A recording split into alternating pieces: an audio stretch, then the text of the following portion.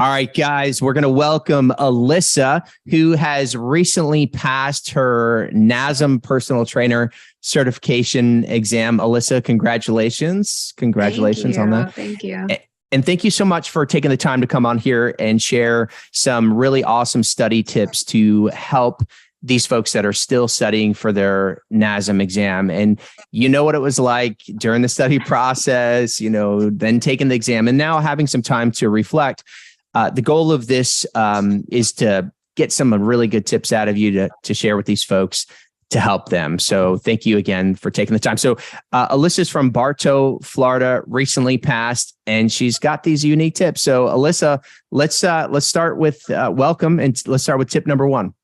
Yeah, thanks, Corey. So my tip number one is when you figure out your learning style, see how you can use that. So for me, I am hands-on and a learner that I have to hear things. So the BDU course and being able to hear the text being read to me while I followed along was a total game changer. Because if I just read something on my own in my head or even out loud, it doesn't, I just can't process that and I don't retain it. So I would say definitely figure out what your learning style is, because once you do that, it all clicks a little bit easier. Really cool. And so how did you figure out your learning style, Alyssa? I think it's something that I have known. When I started the BDU course, there is the learning style test assessment, and it definitely aligned with that. So if you don't already know it from previous schooling or previous jobs, then that definitely helped. Okay, cool. So you had a feeling what it was, but when you took the assessment, it validated what you already felt it was, and then you applied it. Yes, absolutely. Okay, really cool. And so for you, instead of just reading the textbook, having the textbook read to you, you were able to retain the information much better. Oh, yes. Okay, really cool. Okay, let's go on to tip number two.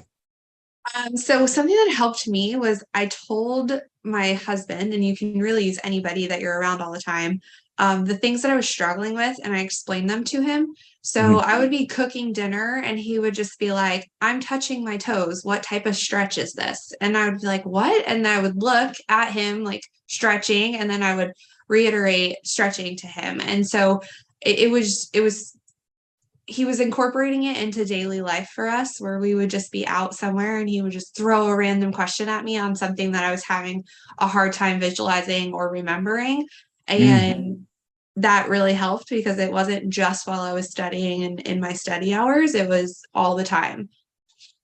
So, okay, for somebody studying right now, if they have a boyfriend, girlfriend, or friend, or husband, whatever the case is, some partner that's close by them, or maybe even a colleague at work, yeah, to use them to kind of like almost pop quiz some human movements, or maybe something else that they may be struggling with. That's what you did? I did. And I did it for multiple people. I'm currently in physical therapy right now for rehabbing a knee injury. And I let her know too. And so we would be doing something and she was like, okay, I want you to slow down on your eccentric motions. And I'd have to think okay, wait, which motion, what motion is she referring to? And so I just had people that I was in my daily life, helping me incorporate all of the things. So it wasn't just while I was reading the textbook or taking a quiz. Yeah. Okay, cool. Well, that's a great tip. And we have heard that before. So I think that's really powerful. I would say to those that are watching that are studying for their NASM, and whether you're using Body Design University or not, you could also think those things. So even if you don't have a partner, somebody that you can share that with, you can think, okay, what is that person doing? And you pop quiz yourself on the movements that you're seeing. So that's another great one, Alyssa. Thank you for that. So let's move on to tip number three. Yeah. So I would say tip number three, I had two that were kind of tied. I would say if you are somebody who is working out while you're also taking this course and studying, write your own workouts. Because I have a personal trainer, or had at the time before I was certified, and I was writing them even if I didn't go to her that day, so that Mm, I was focusing on, a full body workout, or specifically an arm day or an upper body. And I was learning the motion and timing, and reps and all of that while also studying. And I was able to use what I was learning, but also see how it translates. And that ended up helping a lot, because the test itself had a lot of practical, how would you write this for this type of client? And so doing that throughout my study time was super helpful. awesome. So basically writing your own programs and really thinking about the programs that you're writing and how to apply them properly. Don't tell me that you got certified and then fired your trainer. Did you do that? No, I did not. Okay.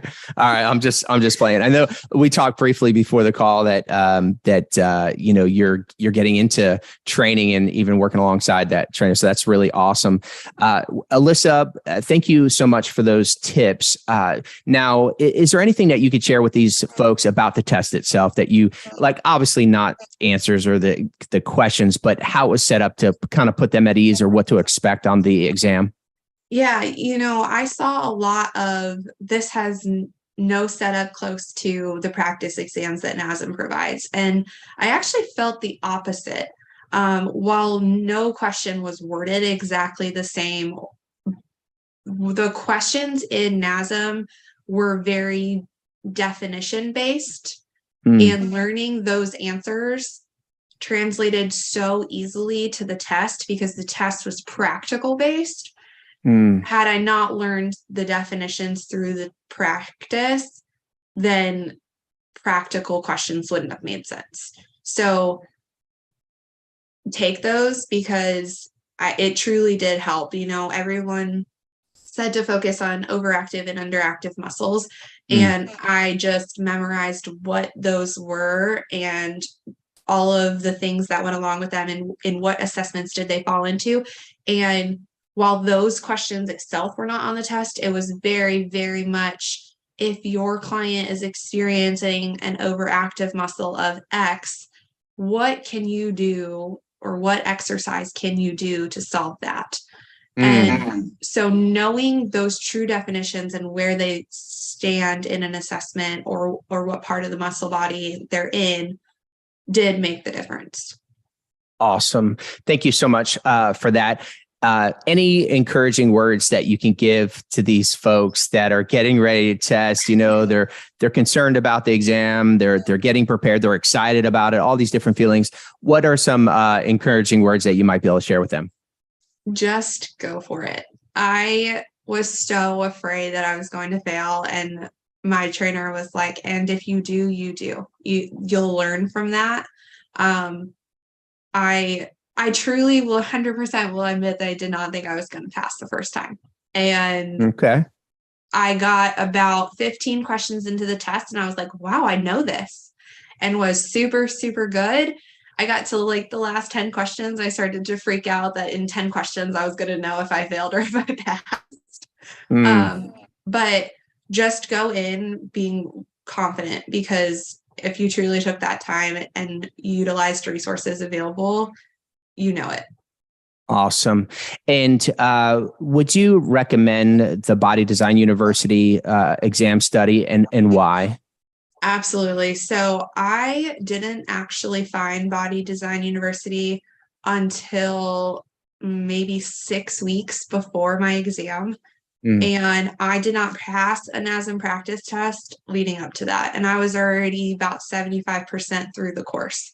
And I started completely over when I found Body Design, and it changed comprehension to a totally different level. Awesome. Well, Alyssa, congratulations. Thank you for your feedback. Thank you for your tips to help these folks. And guys, if you're paying attention, I'll drop a link below in the description so you can check out the prep. But thank you, Alyssa, for taking your time to help these folks. We really appreciate it. No matter how you plan to use that certification, we wish you the absolute best, and we hope that you help as many people as you possibly can. Thanks, Corey.